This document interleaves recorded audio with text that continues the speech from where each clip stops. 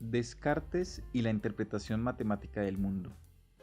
Con la revolución científica no solo irrumpe el observador que intenta y cree poder conocer el mundo, sino que él mismo comienza a indagar sobre cómo es posible que el conocimiento sea posible. Descartes es uno de los grandes gestores de esta ruptura y de las indagaciones sobre el modo de explicar el conocimiento mismo. No creía que las sensaciones fueran fuente de un conocimiento verdadero y en consecuencia decidió someterse al método de la duda, el cual llevó hasta sus últimas consecuencias, concluyendo que era imposible dudar del acto mismo de dudar o pensar. Tratando de depurar el conocimiento de observaciones mal fundadas y de especulaciones falsas, encontró en el pensamiento una evidencia psicológica inmediata e indudable que utilizó como base firme para cimentar el edificio del conocimiento. El pensamiento no podía ser puesto en duda, y por tanto podía atribuírsele el carácter de sustancia. Abro comillas. Yo era una sustancia cuya esencia global y naturaleza es pensar, y para cuya existencia no es necesario lugar alguno, ni depende de ninguna cosa material. De modo que este yo, es decir, el alma por el que yo soy lo que soy, es completamente distinto de un cuerpo, y es incluso más fácil de conocer que este último. E incluso si el cuerpo no existiera, el alma no dejaría de ser lo que es. Descartes. Una vez establecida la superioridad de la mente, Descartes aceptó la existencia de la materia, pero para ello tuvo que reconocer antes la existencia de un infinito o Dios verdadero, que fundamentaba la certeza de los razonamientos y garantizaba que nuestros sentidos no nos engañan.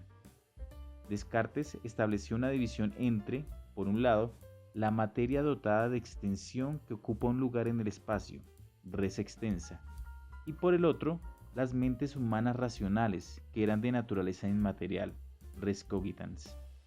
Descartes explicó la distinción entre lo mental y lo material de la siguiente manera, abro comillas.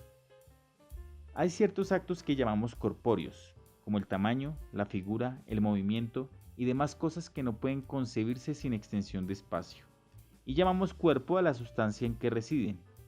Hay además otros actos que llamamos intelectuales, como entender, querer, imaginar, sentir, etc., los cuales coinciden entre sí en presuponer el pensamiento, la percepción o la conciencia, y decimos que la sustancia en que residen es una cosa pensante o un espíritu. Descartes, 1647.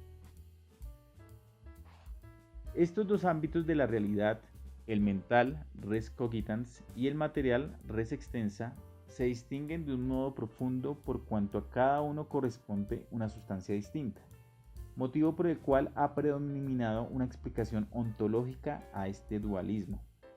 No obstante, el dualismo cartesiano debería entenderse como epistemológico, o relativo al conocimiento, porque en lo referente a lo humano estas dos sustancias se comunicaban en una zona restringida del cerebro denominada glándula pineal, haciendo del hombre una unidad ontológica.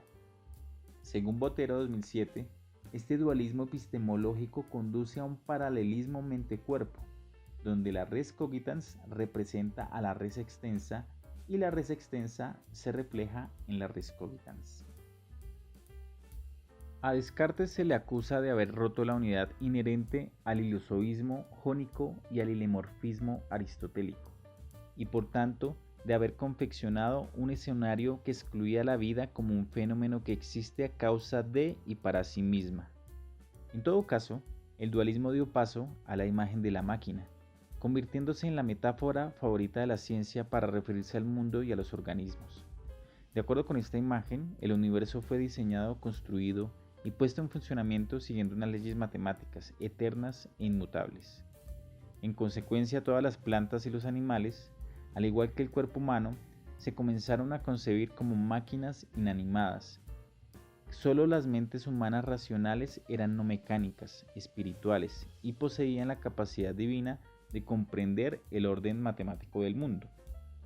La concepción de Dios que cultivaba Descartes era opuesta a la ortodoxia cristiana, según la cual un Dios viviente había creado seres vivos con almas, como un todo, y no a partir de sus partes constitutivas. El mecanicismo se fundamentó en una concepción heterodoxa de Dios, que lo veía como el único ser dotado de inteligencia y vida, que actuaba como diseñador, hacedor, ingeniero y fuerza motriz de máquinas animadas. En esta línea de pensamiento, Descartes rechazó a Aristóteles, para quien la naturaleza era en sí misma dinámica y todo ser vivo tenía un alma o principio interno de movimiento.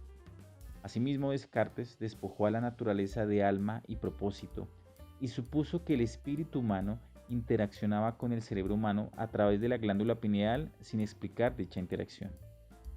Quiero dejar claro que el alejamiento renacentista de Aristóteles ha de comprenderse en su momento como una actitud positiva orientada hacia la construcción de un conocimiento racional, amplio y profundo, cuya aspiración era poder ser aplicado a los fenómenos biológicos. La reducción de la vida a un mecanismo tuvo como consecuencia favorable que se eliminaron los prejuicios para experimentar sobre la composición y modo de funcionamiento de la máquina viviente. La metáfora mecánica era precisa para promover la fisiología animal experimental, de la cual Descartes fue uno de sus más grandes precursores. Descartes hizo aportes notables para entender el funcionamiento del corazón, la contracción muscular, la digestión, la visión, el acto reflejo, entre otros. El problema filosófico del mecanicismo fue el haber considerado la ruptura cartesiana como algo ontológico, haber tomado la máquina como algo real, diseñado y construido, afirmando tácitamente que estaba supeditada a una inteligencia que no lograba explicar. La ruptura cartesiana generó un lastre en las generaciones subsiguientes en cuanto profundizó una separación entre el hombre y la naturaleza. La imagen de la máquina indudablemente se adapta a la época en que emergió el capitalismo y el maquinismo como renovador de las tecnologías productivas, convirtiendo al hombre en creador y usuario de máquinas. Descartes derrumbó los prejuicios éticos que existían contra la experimentación en animales vivos, la utilización del trabajo animal y humano, puesto que se equiparaban a una máquina que podía ser utilizada sin reparos morales ni asomo de compasión. El mundo viviente fue de esta manera despojado de sentimiento, emoción e inteligencia. Con el racionalismo se justificó el antropocentrismo, ya que el hombre, al estar dotado de razón, se eleva sobre todas las criaturas en actitud de dominio y control para su propio beneficio. En contra de la visión aristotélica de la naturaleza, pensada como proceso orgánico en estado de gestación, se consolidó una representación mecánica del universo, donde lo sublime no estaba dado por la vitalidad de los procesos naturales, sino por el hecho de ser descriptible en el lenguaje de Dios, es decir, las matemáticas. Para Descartes, el mecanicismo encontraba su justificación última en el hecho de que permitía una interpretación matemática del mundo. La teoría matemática de la realidad fue un legado de Pitágoras, para quien las formas matemáticas constituían una realidad original y superior a la que captamos por medio de los sentidos. La matemática se acercaba a la esencia misma de su ser. En consecuencia, Platón asumió que lo real pertenecía a una perfección ultramundana, donde las ideas o formas divinas brillaban en su esplendor, mientras que el mundo sensible y corruptible en que vivimos era apenas un reflejo pálido de este mundo ideal. La razón ayudaba a captar esas formas o ideas inmutables por medio de las matemáticas. Dios había impuesto un orden en el mundo de acuerdo con una rigurosa necesidad matemática. Galileo expresó esta idea en los siguientes términos, abro comillas. La filosofía se escribe en un gran libro que tenemos ante nuestros ojos. Me refiero al universo, pero no podemos comprenderlo si no poseemos antes el lenguaje y entendemos los símbolos con los que está escrito. Este libro está en el lenguaje matemático, y los símbolos son triángulos, círculos y otras figuras geométricas sin cuya ayuda resulta imposible comprender una sola palabra. Sin tales símbolos vagamos en vano en un laberinto oscuro. Galileo, citado por Burr, 1932. Por otra parte, la corriente materialista originada en Fenicia, según Robert Boyle, 1985, y pasando por Epicuro y Demócrito, buscaba una realidad inmutable diferente a los números pitagóricos y a las ideas eternas de Platón. Para ellos, los átomos permanentes constituían la base inmutable de los fenómenos cambiantes del mundo, incluyendo la vida y la mente humana, que son materia en movimiento. Las discrepancias entre atomistas y cartesianos radicaban en que los primeros, vacuistas, aceptaban el vacío, mientras que los segundos, plenistas, al identificar cuerpo y extensión, se obligaban a concebir el universo lleno, materia sumergida en el fluido. No obstante, Boyle mostró que el cartesianismo y el atomismo coincidían en la idea principal de explicar los fenómenos por el movimiento, sea cual sea su origen, de corpúsculos diminutos y estables, sean indivisibles, atomistas o no, cartesianos. Abro comillas. La cual, dado que explican las cosas mediante corpúsculos o cuerpos diminutos, puede denominarse corpuscular. Por más que yo la denomine filosofía fenicia, dado que algunos escritores antiguos nos informan que no solo antes de Epicuro y Demócrito, sino incluso antes de que Leucipo enseñase en Grecia, un naturalista fenicio, Moschus, acostumbraba a explicar los fenómenos de la naturaleza y mediante el movimiento y otras afecciones de las partículas diminutos de materia. Y puesto que son obvias y poderosísimas en los ingenios mecánicos, en ocasiones la llamaron también la filosofía o hipótesis mecánica. Boyle, 1985.